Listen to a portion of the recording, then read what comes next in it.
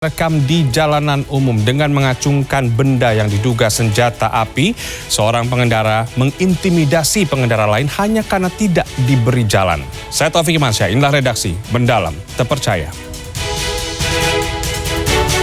Diduga kesal tidak diberi jalan, seorang pengendara mobil berplat dinas nekat menodongkan senjata api ke pengendara lain saat melintas di ruas tol Jagorawi. Atas kejadian itu, polisi dan pihak jasa marga masih melakukan penyelidikan.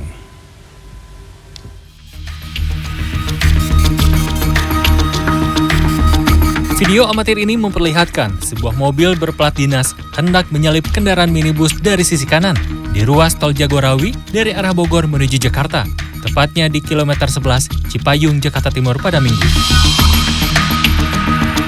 Lantaran ruang cukup sempit dan dikhawatirkan dapat bersenggolan, minibus itu tidak memberikan jalan untuk mobil berplat dinas. Setelah itu, mobil berplat dinas langsung menyalip dari sisi kiri dan pengendara mobil berplat dinas menodongkan benda yang diduga senjata api ke arah pengendara minibus. Hingga kini belum ada laporan terkait aksi arogan tersebut. Jadi sebenarnya menggunakan jalur paling kanan itu diperbolehkan apabila memang kebutuhan urgensi, namun tidak diperuntukkan untuk kepentingan pribadi. Jadi mungkin di sini sekiranya ada miskomunikasi antara dua kendaraan tersebut, yang mana kendaraan di depan tidak memberikan jalan kepada kendaraan dinas di belakangnya, sehingga terjadilah peristiwa tersebut. Sementara itu, pengendara mobil yang menjadi korban penodongan senjata api diimbau segera melapor untuk kepentingan proses penyelidikan. Efrizal, Jakarta. Gagal bayar utang dan bunga ke rentenir, rumah seorang warga di Garut, Jawa Barat dirobohkan oleh sang rentenir. Sementara itu, ratusan warga mengamuk dan merusak sebuah kantor tambang emas di Palu, Sulawesi Tengah.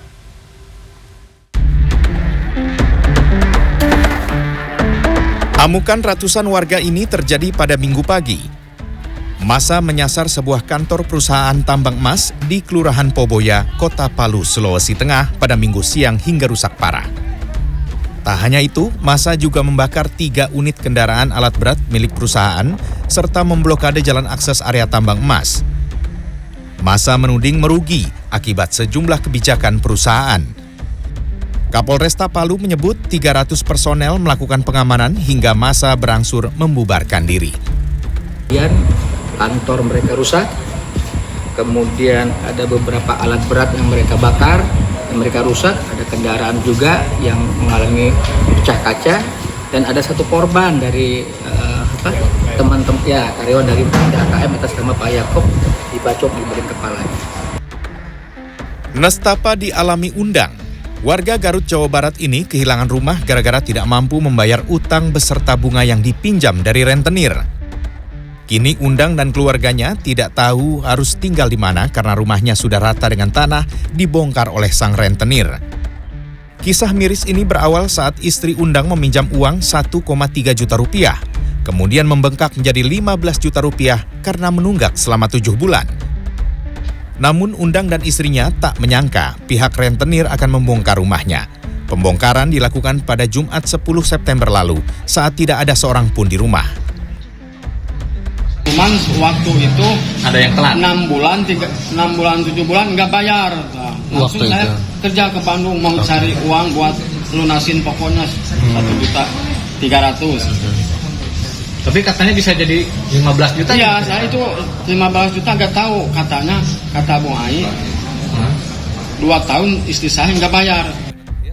Sementara menurut kuasa hukum peminjam uang, perbuatan kliennya merobohkan rumah karena Undang sudah menjaminkan sertifikat rumah saat meminjam uang. 2020 Pak Undang dan Bu Sutina itu datang ke klien kami untuk menjaminkan sertifikat ini dikarenakan dia ada kebutuhan mungkin rumah tangga ataupun kebutuhan uang lah. Iya, sebagai terlapor atas dugaan tindak pidana pengerusakan kalau tidak salah rumah. Kasus ini sudah ditangani Kepolisian Resor Garut, Jawa Barat.